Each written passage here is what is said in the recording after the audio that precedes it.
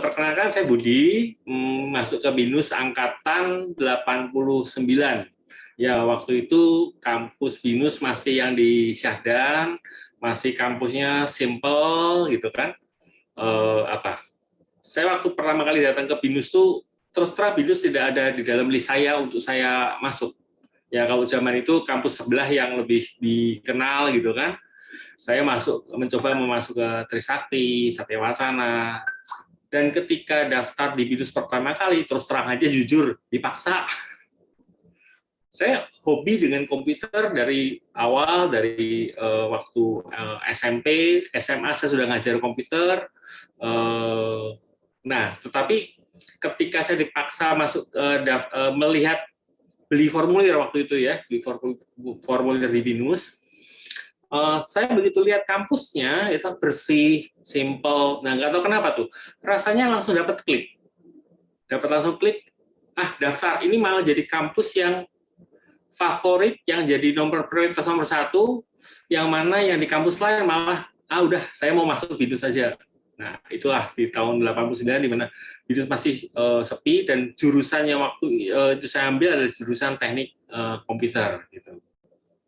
Nah, selanjutnya saya memang saya ingat waktu ulang tahun BINUS lustrum kedua itu berarti ulang tahun ke-10 ya, bener ya? Ya, waktu itu saya membuat proyek untuk ulang tahun ke-10 BINUS lustrum kedua. Itu kalau mungkin di angkatan-angkatan lama, kalau ada yang tahu tentang riset tentang pembuatan touchscreen, nah itu saya dan tim di angkatan teknik komputer angkatan 89 yang mengerjakan itu, terdiri dari 12 orang. Nah, yang menarik dari proyek tersebut adalah ada satu orang sebenarnya yang secara IP nilainya sangat rendah. Kata saya nggak ingat tepatnya, tapi sekitar 2,3, 2,4. Sedangkan yang lain-lain tuh IP di atas 3 semua. Gitu kan. Nah, pertanyaan saya ke dia adalah, kamu serius mau gabung? Bukan cuma ngerecokin gitu kan? Iya, saya memang mau gabung gitu kan. Ya sudah, tapi serius gabung ya. Dan ternyata dari dia yang awalnya IP-nya rendah dengan ikut proyek itu, malah bagi dia jadi lompatan gitu. Jadi lompatan, jadi karya buat dia, dan nilainya juga membaik, dan ternyata kontribusinya juga malah luar biasa. Jadi ketika dia mau bersedia untuk serius mengerjakan, serius menekuni, ternyata ya, IP itu cuma sekedar ya masa lalu yang terjadi, dan kemudian dia bisa terbukti mengerjakan dengan sangat baik, dan dia dipercaya waktu itu membuat bracket-bracket untuk pembuatan touchscreen tersebut. Ya, mungkin gitu, Bro Matius. Yes, kok keren. Thank you. Oke. Mungkin saya mau boleh share screen ya. Ya, udah bisa share screen. Udah bisa ya.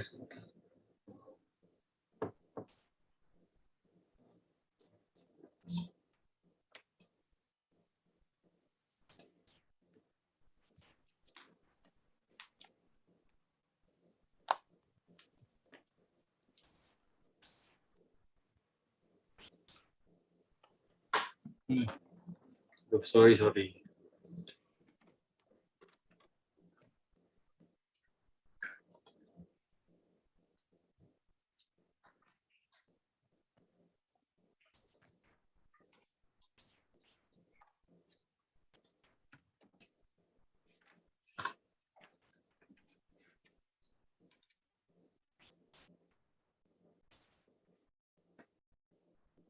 Ya, layarnya udah kelihatan ya.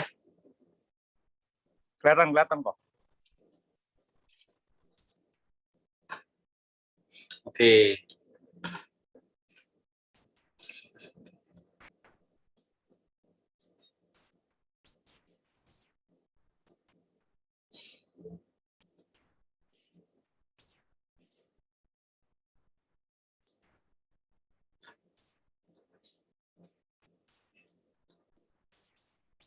Oke.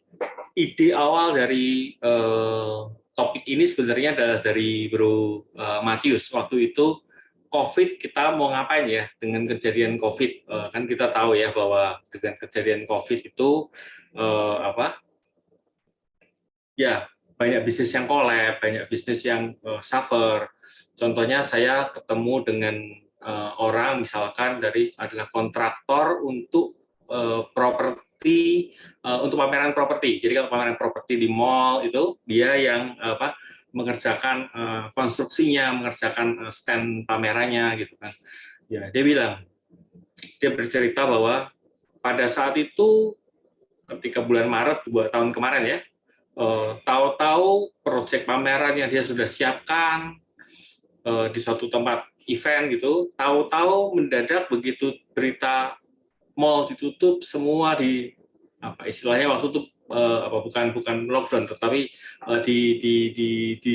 untuk work from home. Detik itu juga dia bangkrut. Dia mau usaha apa? Karena usahanya betul-betul sangat offline sekali ya. Jadi bagi dia dengan mall ditutup itu sudah merupakan suatu tantangan besar yang mana dia tidak bisa berusaha lagi. Dan demikian juga kalau kita tahu proyek-proyek lokasi-lokasi atau industri pariwisata ya itu langsung tewas sudah di situ. Nah, pertanyaannya adalah sesuatu yang pasti terjadi itu atau tidak itu adalah perubahan. Sesuatu yang pasti terus terjadi. Nah, kalau kita lihat seperti contoh kita tahu ya, dinosaurus. Hari ini kan kita nggak pernah lihat adanya dinosaurus lagi. Kenapa? Karena dinosaurus adalah suatu simbol atau lambang atau binatang yang karena suatu kejadian di masa lalu yang ya kita tidak tahu bukti sejarahnya secara detail, gitu. Tetapi kita tahu bahwa di dalam prosesnya dinosaurus punah. Nah, Charles Darwin mengatakan, it is not the strongest of the species that survive, not the most intelligent that survive, is the one that most adaptable to change. Jadi dengan perubahan yang mendadak tersebut atau berturut-turut tersebut, dinosaurus tidak mampu untuk survive sehingga kita tidak pernah melihat bagaimana wujud dinosaurus yang asli yang seperti yang kalau kita lihat binatang gajah, jerapah atau apa yang di kebun binatang ya. Gitu. Nah, apa bedanya sih evolusi dan revolusi? Mungkin ada teman-teman yang bisa komen di kolom chat.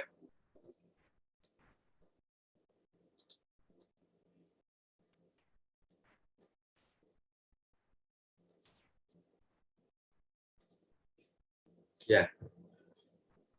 Nah, apa sih evolusi dan apa sih revolusi? Ya. Nah, kalau kita lihat makhluk hidup juga berevolusi ya. Nah, evolusi adalah perubahan yang bertahap ya, sedikit demi sedikit sepanjang hidup terus menerus dan dia mengakibatkan suatu perubahan ya. Kalau kita dulu belajar di pelajaran biologi seperti itu ya, perubahan tersebut bertahap. Mungkin kalau kita bicara misalkan di pelajaran biologi waktu itu tentang kadal yang buntutnya memendek atau berbagai macam fenomena itu membuat perubahan. Nah, kalau revolusi apa?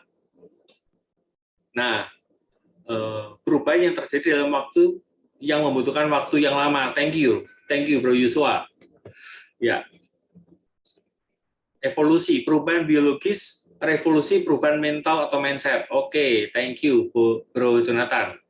Nah, di situ kita lihat kalau evolusi membutuhkan waktu yang lebih panjang gitu. Nah, sekarang kalau revolusi perubahannya sama, tetapi terjadi pada waktu yang jauh lebih singkat. Gitu. Nah, pertanyaan, apakah perubahan itu menakutkan? Nah,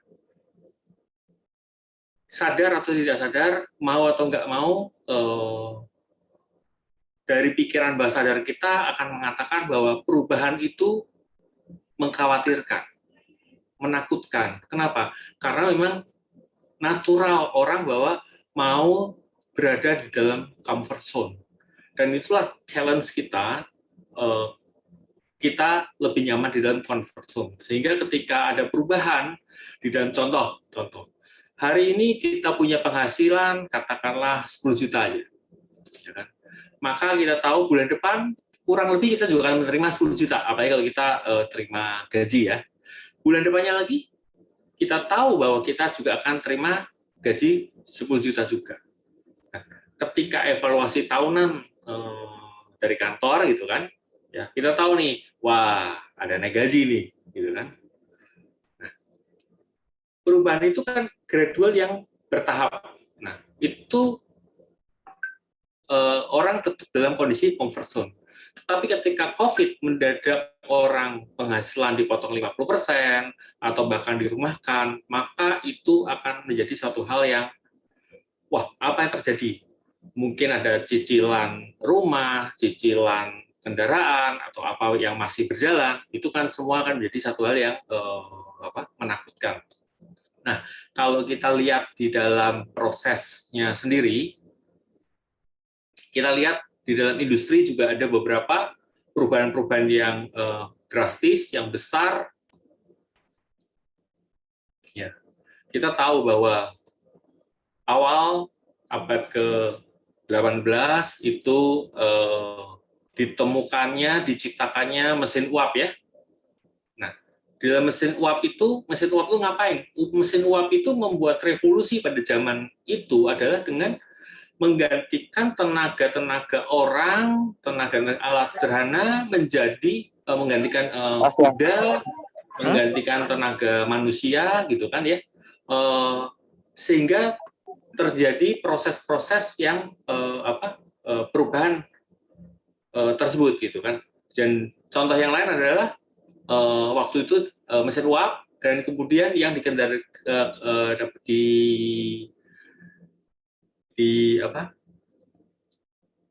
digerakkan oleh air. Jadi air terjun dimanfaatkan untuk roda berputar.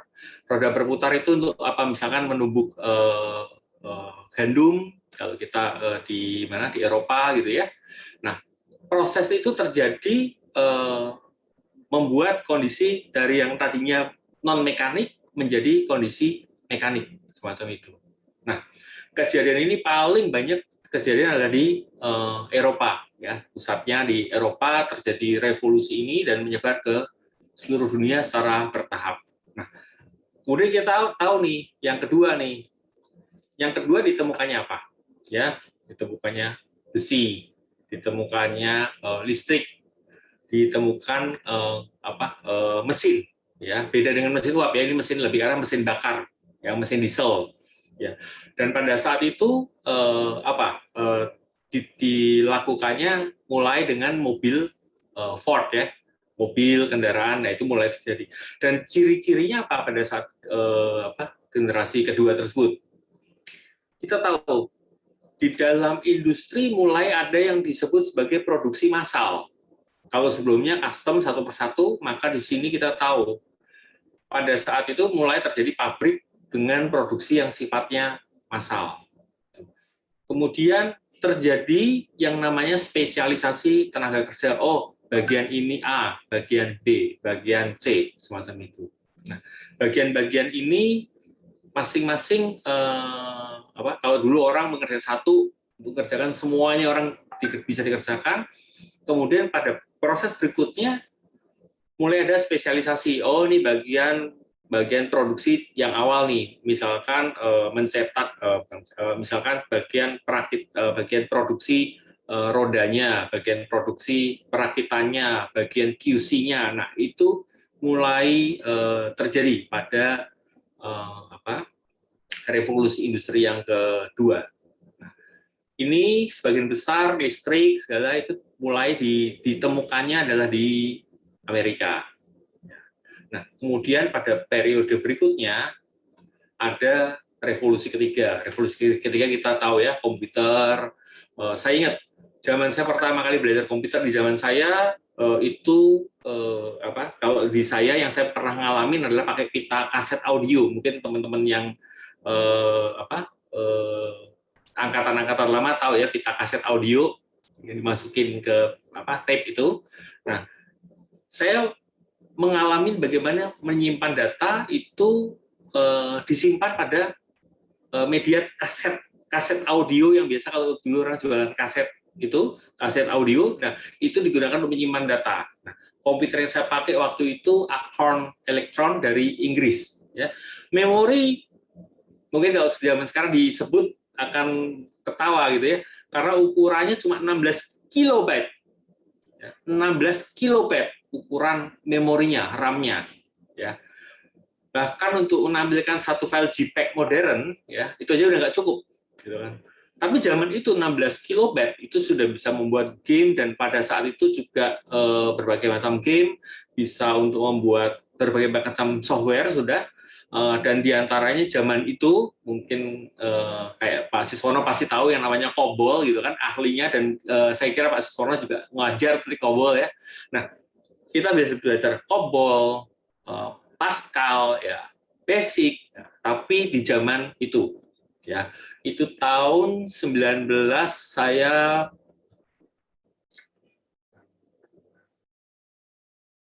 sekitar tahun 84-85 itu saya masih ngalamin yang pita kaset gitu. Nah, komputer mulai diciptakan, ditemukan, ya. Ya, Pak Siswono dulu ngajar itu ya, Pak, COBOL ya, Pak ya. Iya, iya, Bahasa zaman itu Pascal, COBOL gitu ya, ya, yang populer RPG, sekali dan jadi materi di BINUS ya. RPG juga. Oh ya, ya, ya, itu RPG. Ya. Ya. Hmm, Thank you Pak Sis. ya, ya. Nah, materi-materi itu mulailah pergerakan komputer, di mana zaman itu awal-awalnya ya, orang komputer itu orang paling sakti. Ya. Bayangin, mulai dari komputer, programming, kemudian berkembang pada local area network yang sederhana, masian, dan pada saat itu orang komputer dianggap orang yang serba bisa, mengerjakan apa? A, B, C, sampai Z semuanya. Bahkan virus, kemudian pada perkembangan awalnya firewall mulai umum gitu. Nah, firewall, sehingga adalah biasa di zaman tahun 90-an bahwa orang komputer itu orang sakti. Ya. Semua bisa. Mau edit foto, ya waktu itu belum edit video ya, edit foto itu semuanya diminta untuk bisa. Walaupun sekarang agak lucu, kenapa? Bahkan ada lowongan orang IT, orang komputer yang masih mensyaratkan unik, bisa mengerjakan dari A sampai Z, firewall, edit foto, edit video, multimedia, ambil video. Nah, kalau saya cerita ini mungkin kalian juga tahu ya, teman-teman juga tahu bahwa ada iklan-iklan semacam itu yang pernah jadi joke juga di grup gitu kan ya, bahwa kenapa ada perusahaan yang zaman sekarang tahun 2020-2021 itu masih membuka lowongan yang orang mengenal dari hardware komputer, operating system, aplikasi, kemudian kalau programming modern misalkan yang .NET dan lain sebagainya, semua diminta bisa. Nah, jadi lucu buat orang yang tahu, tetapi dalam perkembangan itu, revolusi industri yang ketiga ini memang itu yang terjadi, bahwa komputer ya mulai berjalan, dan kemudian yang membuat komunikasi kita berubah total apa? Internet ya. Nggak pernah kebayang bahwa internet itu bisa menjadi seperti yang sekarang ini. Tetapi mungkin ingat di tahun-tahun 90 sebelum tahun 2000 ya, itu ada .com bubble. Ya, kalau di Indonesia dulu tahu-tahu semua orang masuk ke online e-commerce, contoh mungkin apa, gadu-gadu kalau nggak salah, gadu-gadu.com, ada situs lelang, ada situs perusahaan seperti Lipo pun masuk ke dalam industri tersebut gitu. Pada saat itu bubble, dan saya sendiri sempat menjadi konsultan di grup Ciputra untuk mereka membangun .com mereka. Nah, zaman itu software satu dengan yang lain, satu software itu dibentuk menjadi satu super software. Jadi kalau kita lihat ya, zaman itu yang namanya ERP itu sangat luar biasa ya. Proses-proses di ERP, satu software yang sangat kompleks, sangat besar, implementasinya bertahun-tahun, untuk mendevelopnya bertahun-tahun, sampai implementasinya juga bertahun-tahun, yang menghabiskan cukup banyak tenaga, pikiran, waktu, biaya, dan segalanya, resources-nya. Nah, pada pada generasi berikutnya, tahap yang keempat, revolusi seperti apa yang terjadi? Nah, kita tahu nih pada era sekarang ini itu perkembangan AI, artificial intelligence, blockchain, kripto, kemudian yang populer juga IoT, ini banyak mengubah bagaimana orang berkomunikasi antar software, berkomunikasi. Nah, di sini ciri-cirinya apa? Robotik semakin advance, artificial intelligence semakin advance, augmented reality, virtual reality, collaboration, sosial media, e-commerce, dan marketplace. Nah, tadi kan disebut misalkan contoh Tokopedia contohnya. Tokopedia itu kan sebenarnya kan suatu software, suatu app, suatu platform yang sangat kompleks ya. Partinya sudah bukan cuma Tokopedia, tetapi di dalamnya ada menghubungkan antara misalkan contoh dengan payment, dengan OVO, dengan BCA, dengan QRIS, dengan berbagai macam alat pembayaran, di mana Tokopedia tidak menghandle semuanya sendiri, tetapi bagian-bagian yang lain itu akan diberikan pada bagian-bagian yang berbeda, misalkan tadi payment. Kemudian kurir, berapa banyak kurir, dan bahkan kita sekarang namanya memantau progres suatu kiriman kita sudah sampai mana, itu sedemikian mudahnya, dan itu hanya bisa dilakukan karena bentuk kolaborasinya sudah berbeda. Nah, contoh yang lain,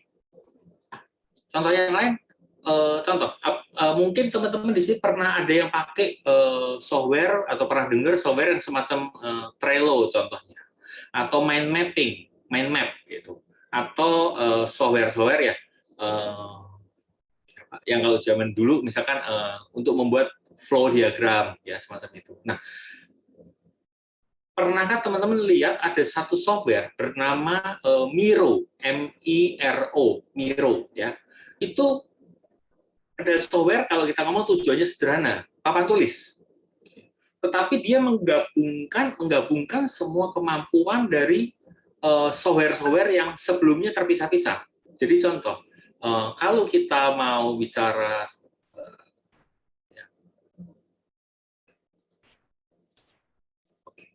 kalau kita dulu mau membuat mind map, kita mau membuat Kanban, kita membuat flowchart, mau membuat untuk brainstorm, itu zaman dulu kan setiap software berjalan spesifik. Tetapi sekarang kita lihat satu software dengan software lainnya berinteraksi. Jadi semacam Miro itu bisa kita combine dengan Google Email, Google Calendar, dan berbagai macam pihak ketiga yang kita bisa gabungkan ke dalam satu bekerja sama antara satu software dengan software yang lain yang saling berkolaborasi. Nah, kita di sini bukan mau jadi ahli sejarah dengan tadi saya membahas tentang revolusi industrinya. Tapi pertanyaannya adalah apa yang kita bisa pelajari? Satu hal yang pasti yang bisa kita pelajari adalah bahwa proses revolusi itu akan terjadi terus. Pertanyaannya seberapa siapkah kita? Contohnya dengan kejadian maraknya wabah COVID itu kan. Apa yang terjadi dan apa yang merubah yang menjadikan diri kita berubah. Dulu yang namanya pendidikan, bahwa konsep pendidikan online itu sudah lama sekali, sudah bertahun-tahun sebelumnya terjadi. Tapi COVID mempercepat proses itu. Ya, COVID mempercepat proses itu sehingga dulu mungkin kita agak susah membayangkan, kecuali orang-orang tertentu yang memang berkecimpung di dunia IT, yang meeting online ya. Zaman dulu kan aplikasi software semacam Webex semacam itu sudah banyak digunakan dan sudah umum. Cisco ya, dari Cisco, kemudian Zoom sebenarnya juga sudah ada sebelum COVID. Tetapi mendadak nama Zoom yang dulunya kita nggak pernah dengar, kemudian mendadak menjadi kita dengar, menjadi kita gunakan bahkan. Kalau zaman sekarang ada di antara lingkungan kita yang nggak pakai Zoom, malah mungkin jadi aneh ya, seperti itu. Nah, sekarang kita coba belajar, mari kita belajar lebih lanjut. Nah, kalau kita bicara awal revolusi, maka kita lihat barang-barang dari negara mana aja sih yang keren-keren, yang bagus, yang dianggap punya standar kualitas tinggi. Ya, kita lihat, misalkan contoh, yang namanya mobil itu BMW sama Mercedes gitu ya, dari Jerman ya. Banyak mesin kalau udah buatan Jerman, top, nggak ada duanya, itu kualitas yang the best-nya ya. Kemudian pada perkembangan berikutnya dengan perkembangan revolusi berikutnya kita belajar nih, Amerika juga kemudian menjadi pemegang kunci di generasi berikutnya, yaitu apa? Komputer. Di mana Intel berada, di mana AMD berada, itu adanya di Amerika. Jadi riset-riset semacam itu mulai adanya di Amerika. Kemudian kita lihat di Jepang punya perkembangan apa? Di Jepang itu dikenal adanya continuous improvement, gitu ya. Bagaimana kita melakukan improvement secara bertahap, terus-menerus, continue. Tapi dengan revolusi itu continuous improvement nggak cukup ternyata. Kadang kita perlu mendisrupt diri sendiri. Disruption pada banyak hal ya. Dulu kalau kita lihat sejarah kita kaset, kemudian menjadi CD, kemudian menjadi DVD. Sekarang media-media semacam itu nggak ada. Mungkin bahkan media modern seperti USB, ya kita masih pakai ya USB mungkin ya. Tapi USB pun menjadi sekarang sudah semakin terpinggirkan. Kebayang nggak waktu USB semakin terpinggirkan? Dan kita sekarang kalau sharing menggunakan apa? Cloud. Prosesnya terjadi begitu cepat. Dan tahu-tahu saya punya koleksi USB beberapa buah yang dulu dibeli cukup mahal, yang high speed gitu kan. Tetapi pada proses berikutnya apa yang terjadi? USB tersebut nganggur sekarang. Ada berapa biji di tas gitu kan, dan ya udah selesai, nggak dipakai. Jarang sekali itu dipakai. Karena semua transfer sekarang dengan cepat dan mudah menggunakan cloud. Nah, kemudian ada satu yang menarik lainnya. Ya, contohnya di China tahun 1995 atau sebelumnya. Kita mungkin ya kita dengar Cina biasa-biasa saja. Mertua saya pergi ke China, kemudian ya kebetulan jalan-jalan di sana. Yang lihat China ya biasa-biasa aja, nggak ada sesuatu hal yang istimewa. Tapi 2-3 tahun kemudian mertua saya berkesempatan kembali jalan-jalan ke China, gitu. Tepatnya di Shenzhen, gitu kan. Mengagetkan karena pertumbuhan di sana mendadak sontak tumbuh dengan pesat, dengan luar biasa naiknya. Jadi bukan cuma sekedar perkembangan yang ya bertumbuh, tetapi terjadi lompatan. Gitu. Nah, saya sempat diskusi juga dengan beberapa kawan. Kenapa perkembangan di China yang paling maju awalnya itu Shenzhen? Kenapa bukan Shanghai? Kenapa bukan Beijing? Kenapa bukan kota-kota besar lainnya? Ya. Kita tahu bahwa sifat manusia secara umum adalah bahwa comfort zone. Apa yang sudah terjadi begini, ya biarkanlah begini. Tidak untuk berubah. Maka ketika ingin membuat suatu perubahan, China memilih tempat-tempat tertentu seperti Shenzhen. Kenapa? Karena merubah cara berpikir, budaya, bekerja, membuat riset di tempat yang seperti di Beijing, di Shanghai, itu akan jadi jauh lebih berat. Karena sudah mature industrinya. Shenzhen itu dulunya adalah yang informasi yang saya coba gali adalah itu adalah kota nelayan ya. Jadi kota kecil dengan jumlah penduduk yang cuma mungkin di bawah 20.000. Maka di situ ketika terjadi perubahan, terjadi suatu perubahan tersebut, resistensinya akan jadi jauh lebih kecil. Sehingga kita lihat menjadi Shenzhen yang terjadi seperti sekarang ini. Shenzhen yang sangat maju, dan setelah Shenzhen berkembang, baru kota-kota lain dikembangkan. Dan kita lihat China menjadi semaju seperti yang sekarang ini. Nah, coba lihat lain. Ini menarik, tapi perubahannya belum terjadi sepenuhnya ya. Artinya baru proses. Tapi mari kita amati. BCA, kita tahu bahwa BCA membeli, mengakuisisi atau mencaplok paling nggak ada 2 bank, yaitu Bank Royal dan Rabobank. Ya, koreksi kalau mungkin ada tambahan informasi, silakan ya. Di situ pertanyaannya, bank akan menjadi suka nggak suka, mau nggak mau ke depan akan menjadi bank digital. Pertanyaannya, kenapa bukan Bank BCA yang menjadikan dirinya bank digital? Bank BCA perusahaan yang sudah sangat mapan, sudah sangat settle, dan untuk merubah sesuatu itu resikonya bisa sangat besar.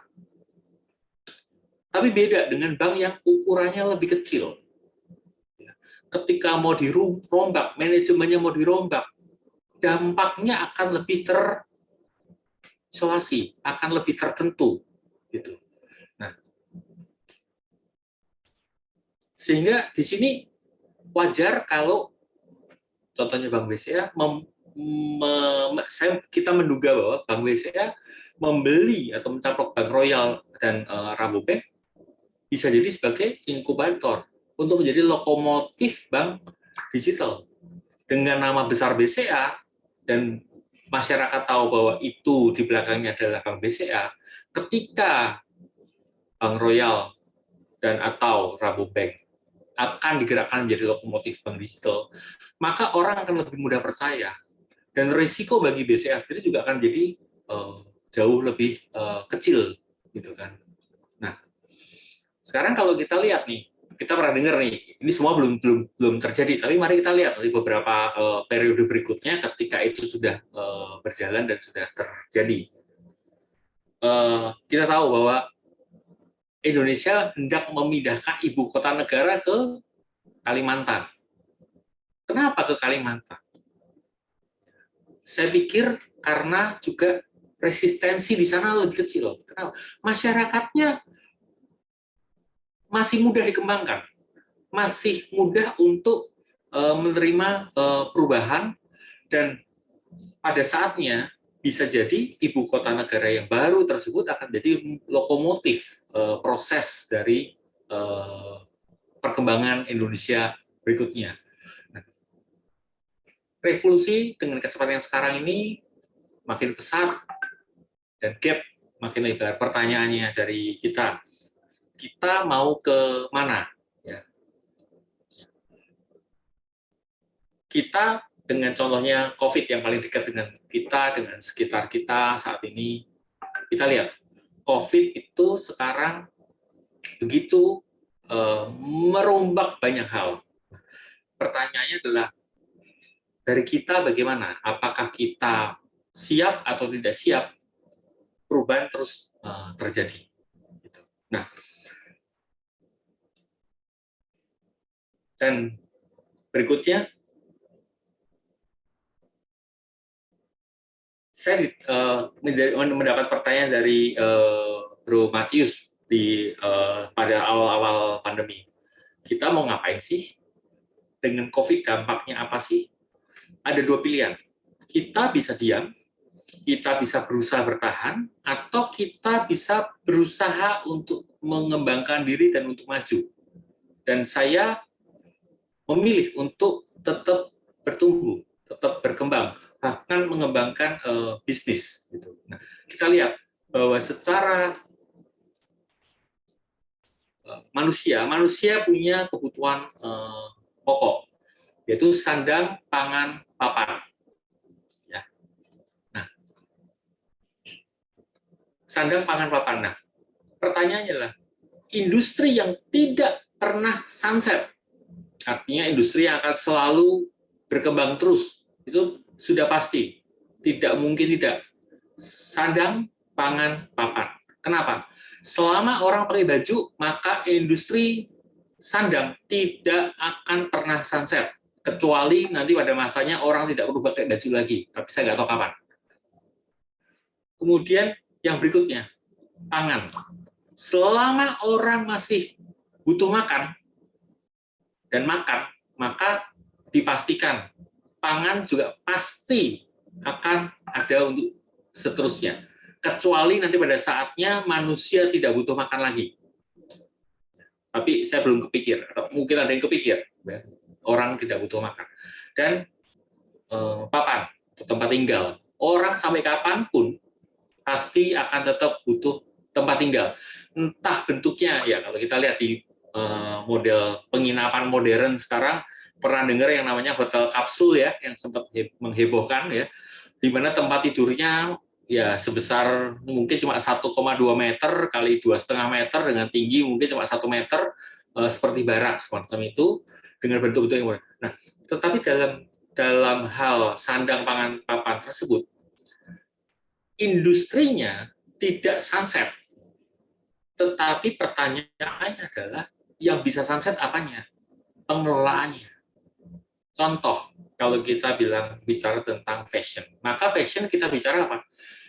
Dengan cara kerja yang lama, dengan cara kerja yang industri fashion 30 tahun yang lalu, atau 50 tahun yang lalu, 30 tahun yang lalu, 20 tahun yang lalu, 10 tahun yang lalu, sampai hari ini, teknologinya sudah berubah. Contoh, bentuk jahitan pun sudah berubah. Dulu nggak ada yang jahitan yang jarum jalan dua misalkan, kemudian dibuat yang jarum jalan dua sekaligus di dalam jahitannya. Ada yang ketika menjahit bisa langsung merapikan. Teknologi semacam itu adalah contoh yang sederhana. Makanan kalau kita dulu kan banyak makanan yang dimasak satu persatu semacam itu kan. Sekarang eranya menjadi fast food, dan berapa banyak makanan yang kalau kita lihat teman kita juga yang buka restoran seperti dulu Bro Yosa, terus yang yang kekinian yang kemarin juga dibahas di dalam webinar ini, ya kan. Nah, cara pendekatannya akan menjadi sangat berbeda sekali, dan itu akan menjadi perubahannya akan menjadi ya makanan sekarang kan sangat simpel, kemasannya bagus, maka rasanya juga enak gitu kan, standar. Kemudian ada sekarang ghost kitchen ya. Nah, itu semua kan yang membuat perubahan-perubahan yang dimana menjadi berubah. Nah, seterusnya kalau kita bicara tentang properti, untuk membangun gedung tinggi, misalkan kita sebut 30 lantai gitu kan, zaman dulu butuh waktu bertahun-tahun. Ya. Saya pernah diskusi dengan kawan di PP Properti, ya, berapa lama sih yang diperlukan untuk membangun suatu gedung dengan dengan kondisi yang lancar, tidak ada kendala dengan finansial. Gitu kan. Untuk membangun gedung 30 lantai sampai selesai, itu kawan saya menceritakan bahwa satu gedung kantor atau apartemen ya semacam itu bisa dibangun hanya dalam waktu 14 atau 15 bulan. Cukup. Di mana sebelumnya jauh lebih panjang. Nah, pertanyaannya kenapa itu bisa terjadi dan bisa dilakukan? Ya, nggak lain dan tidak bukan karena teknologinya, teknik rancang bangunnya, teknik beton, campuran beton sekarang sudah jauh berbeda. Ya, pengeringan beton yang dulunya butuh berapa lama itu menjadi jauh lebih singkat dengan perkembangan kimia, contohnya semacam itu. Nah, pertanyaan berikutnya, perubahan itu terjadi terus tanpa bisa di-stop. Pertanyaannya, kita mau mengambil peran atau kita cuma mau ikut? Di sini saya ada video, saya coba share ya. Video.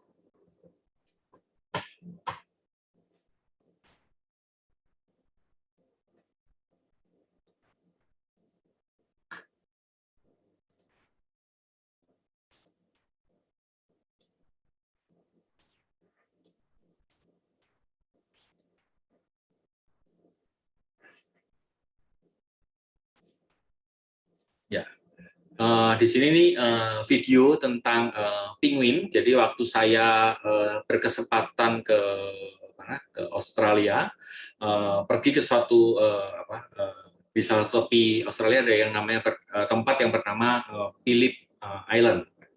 Nah, di sini kita lihat video pendek ini, kita lihat bersama-sama.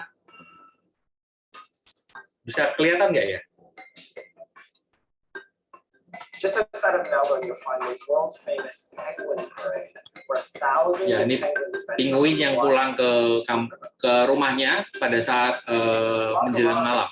burrow after burrow, and actually there's thousands of burrows on this part of the island. Stands are starting to fill up. People are getting ready for this incredible show. Oh, the first batch are coming out of the water. Penguins have been very busy at sea, and when it's dark enough in the sky, they feel they have the courage to leave the water. Perhatikan bagaimana penguin-penguin itu berjalan dan ada yang di depan, ada yang di belakang, Walking up next to the boardwalk. ada yang diem aja. This type of penguin is called because it is the smallest penguin. Ya, penguinnya kecil itu. Ya, hanya ukuran 30 sentian. Kecil-kecil. Absolute plus in visiting Melbourne.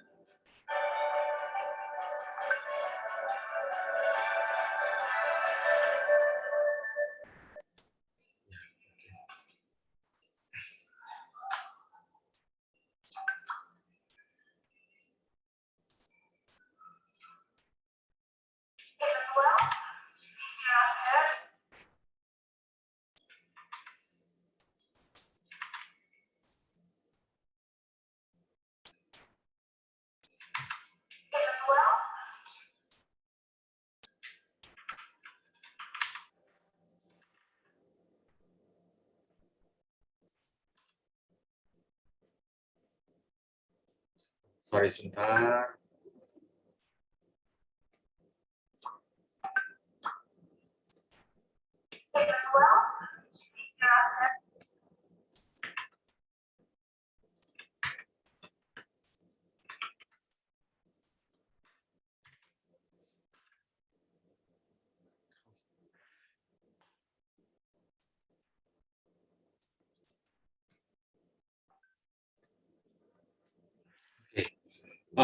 Penguin-penguin itu kalau kita lihat ya, tadi ada yang jalan di depan, di belakang. Nah, saya karena menyaksikan langsung di lokasi di Phillip Island, jadi saya bisa melihat dengan sangat jelas ya. Penguin-penguin tersebut ketika dia keluar dari air, maka secara umum akan berhenti dulu. Ya, penguin-penguin itu akan berhenti.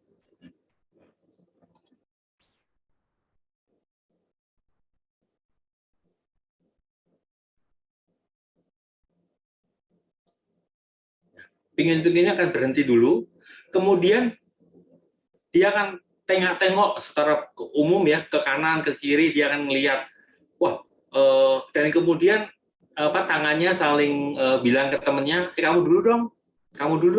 Ketika ada satu yang berani maju, mulai menyeberang ke kandangnya, maka dia baru mulai berjalan. Terjadi begitu. Nah, jadi penguin tersebut bisa jalan di muka, memimpin teman-temannya untuk jalan, atau ada yang coba diem, bahkan kadang-kadang ketika satu rombongan yang berjalan, ada juga yang masih ketinggalan. Nah, pertanyaannya adalah, kita di sini mau mengambil peran atau mengambil posisi yang mana? Kita yang memimpin atau kita yang dipimpin? Kita akan melakukan proses di depan atau kita akan sebagai follow yang di belakang. Dengan kondisi pandemi, dengan kondisi apa perubahan yang akan terjadi, kita suka nggak suka, mau nggak mau, kita tetap harus berubah. Atau kita lihat satu video lagi, sini.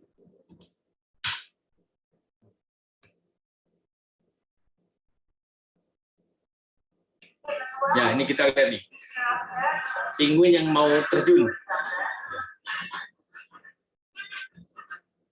Ya. Mundur.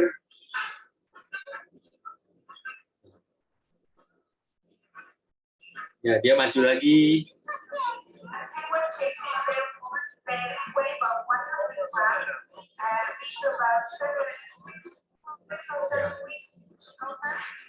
Mundur lagi.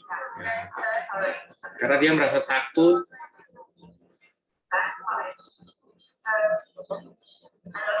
Ya, dia lihat lagi kondisinya, mau coba terjun lagi.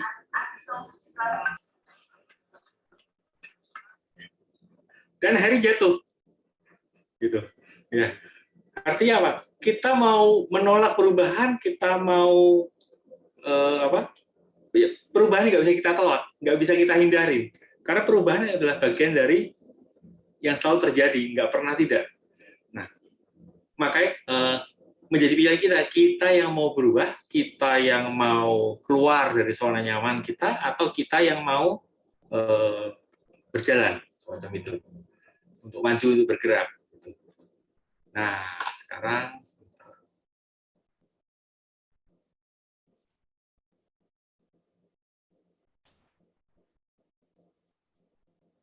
oke, nah sekarang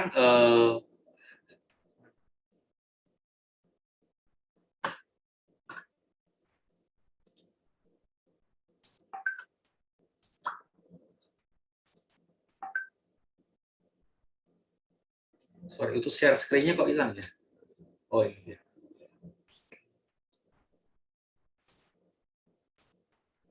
Oke, jadi berikutnya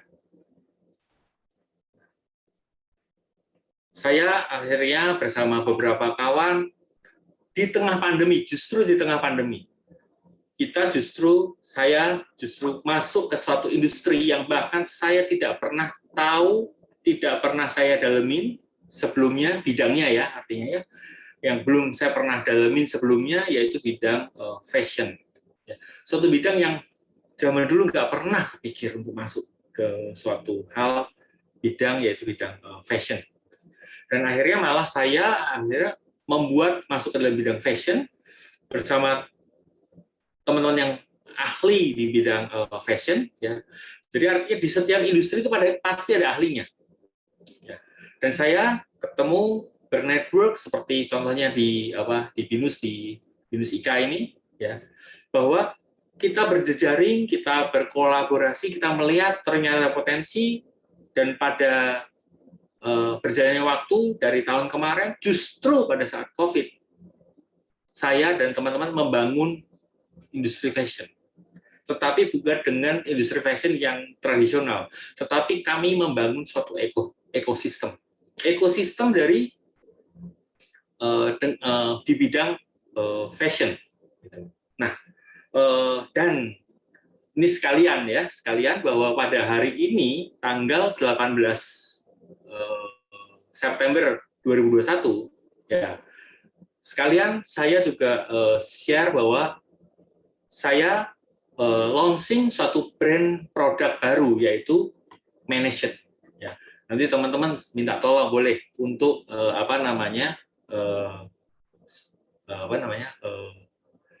follow IG-nya Managed, ya, boleh di follow. Ya. Dan untuk teman-teman di sini, ini untuk yang Managed adalah baju cowok ya, baju cowok. Ada baju cewek juga, nanti bisa di DM ke saya atau lewat WA gitu ya.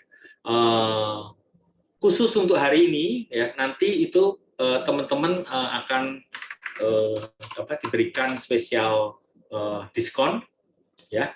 Nanti tinggal japri ke saya bagi yang mau, dan untuk IG-nya itu bisa dilihat di Managed Official Ya ini sekaligus support sesama teman alumni juga, dan bagi yang bukan dari BINUS juga bisa melihat bagaimana koleksi-koleksi dari Manation Official semacam itu. Ya, nah, kembali pada topik kita. Kita bisa ikut kondisi yang ada, hanya sekedar jalan, atau kita mau membuat sejarah kita sendiri dengan apa yang daya upaya network yang kita sudah punya. Apakah kita mau jalan di tempat atau kita mau maju, kita mau melangkah. Ya, kembali ke kita masing-masing, dan mari kita masing-masing kita memulai sejarah, kita memulai satu langkah kita, apapun kondisinya, kondisi tetap selalu terjadi, perubahan selalu terjadi, kita nggak bisa apa-apa. Tetapi kita bisa berselancar di depan perubahan tersebut. Oke, mungkin itu sharing dari saya. Terima kasih teman-teman semua. Wow, keren. Ya, thank you banget nih, Ko GB ya. Waduh, luar biasa sekali perjalanannya ya.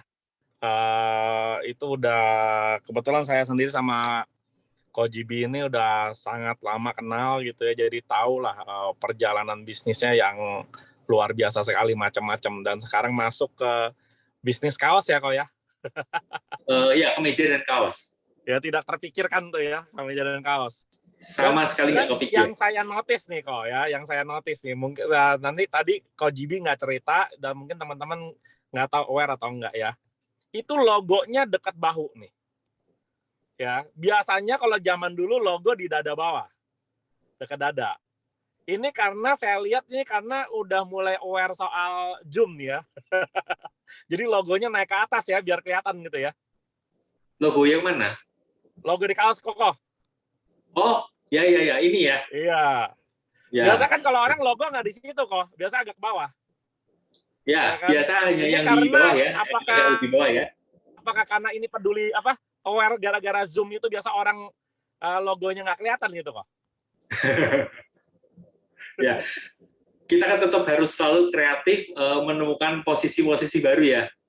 Waduh, ini terus terang saya dari tadi notice tuh ya. Soalnya saya punya biasa pakai kaos IKA BINUS misalnya ya. Logo agak ke bawah, kalau kita di zoom nggak kelihatan gitu logonya tuh.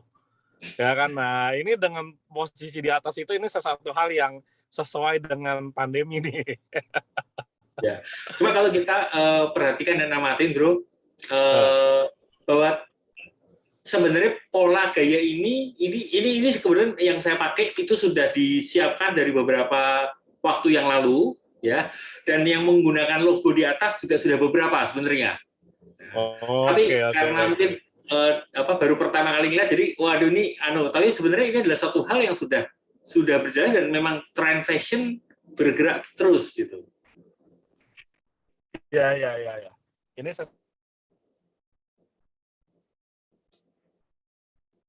baru tahu gitu. Thank you. Ya, ini saya lagi coba masukkan ke IKA BINUS kalau bisa begitulah, logonya ditaruh agak naik gitu. Ya. Dan tadi satu ya, kalau teman-teman yang misalkan melihat di IG-nya dan mau ada pembelian hari ini, khusus hari ini untuk yang khususnya yang teman-teman yang peserta webinar ini dapat diskon khusus. Khusus hari ini ya, tapi ya 20%. Saya langsung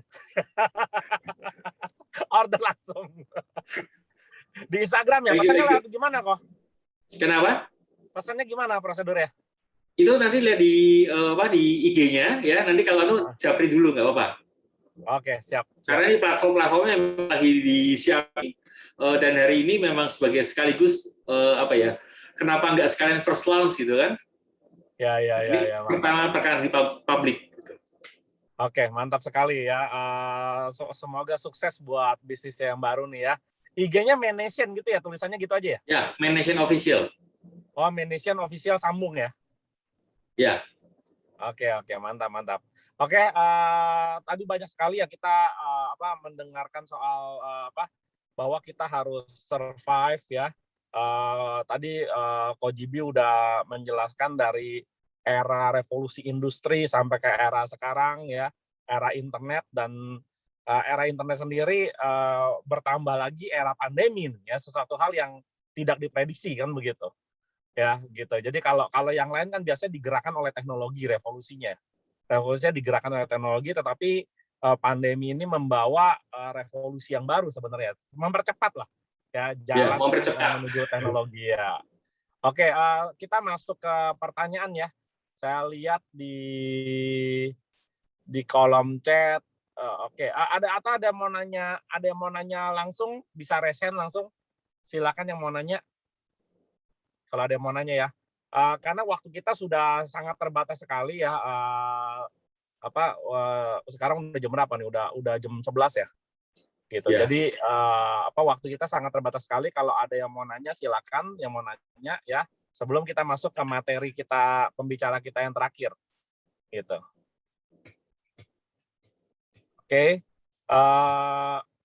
Tapi ya sambil saya mungkin ya kalau nggak ada yang nanya, saya sebenarnya tertarik mau nanya nih ya, Coach Gibi ya. Memulai usaha itu kan nggak mudah ya, Ko ya. Ya, memulai usaha itu nggak mudah, terus kemudian pasti ada resiko-resiko yang besar gitu yang terjadi, bisa terjadi kegagalan gitu ya. Nah, kalau Gibi ada ini nggak, ada tips nggak ya, ada tips gitu ya, bagaimana kita bisa menghadapi itu gitu loh, atau menyikapi soal resiko yang terkait. Karena saya juga saya sebenarnya mirip sama Coach Gibi nih, punya bisnis beberapa, terus juga nggak semuanya berhasil ya kok ya, ada banyak kegagalan juga gitu kok. Ya, tapi di satu sisi kita tahu juga kalau kita nggak pindah, tadi yang seperti Coach Gibi, jatuh-jatuhnya kayak Tuping Wen lucu tuh ya, cemplung juga akhirnya. Gimana tuh kok? Menurut kok? Ya, oke. Mungkin ini saya share sedikit share screen ya. Sebentar. Oke. Ini yang mendasari kenapa saya terus mau untuk tumbuh maju. Ya. Gambarnya kelihatan nggak nih?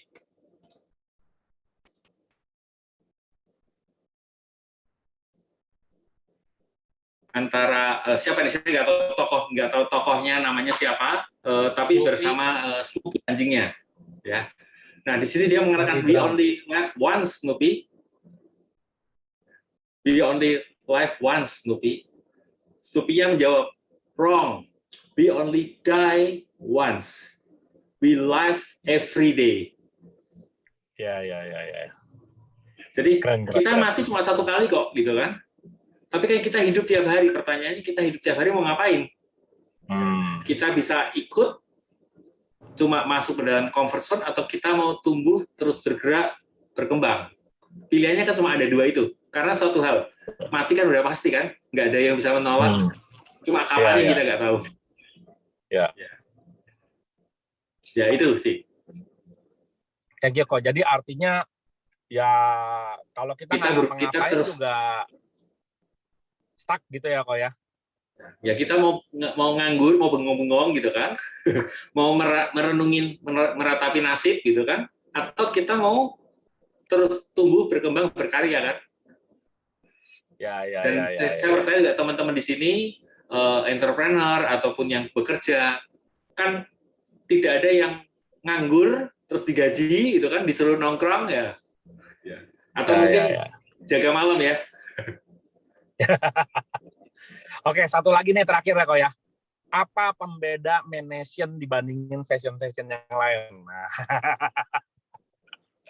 Oke, secara jawaban sebenarnya klasik sih. Ya. Tetapi yang udah pernah beli atau nanti teman-teman coba beli ya. Contohnya kaosnya yang saya pakai ini ya. Nama produknya, nama kita berikan nama Cool Fit Prime. Ya, begitu nanti dipakai akan tahu betul kualitasnya di mana. Saya agak susah mendefinisikan karena ini hanya bisa dirasakan. Nah, seperti contoh ibarat gini. Coba Bro Matius definisikan atau berikan jelaskan ke saya rasa pedas itu gimana sih? Ya pokoknya bikin. Bisa nggak digambarkan rasa pedas kecuali dicoba? Ya susah. Ya mesti ngerasain ya gitu ya. Ya, jadi memang perlu dicoba ya. Ya kita ngomongin simple yang kaos ini lah. Ya, yang kaos ini coba betul bahannya, nanti baru tahu. Oh ya, memang sangat berbeda. Saya pun ketika pertama kali produknya jadi, ya sekitar sebulanan yang lalu, saya pun kaget. Wow, ketika bajunya berbentuk bahan, saya coba di kulit gitu kan, nggak rasanya biasa aja, mungkin lebih enak sedikit lah. Saya coba bilang, wah ini bahannya bagus. Cuma itu ya udah.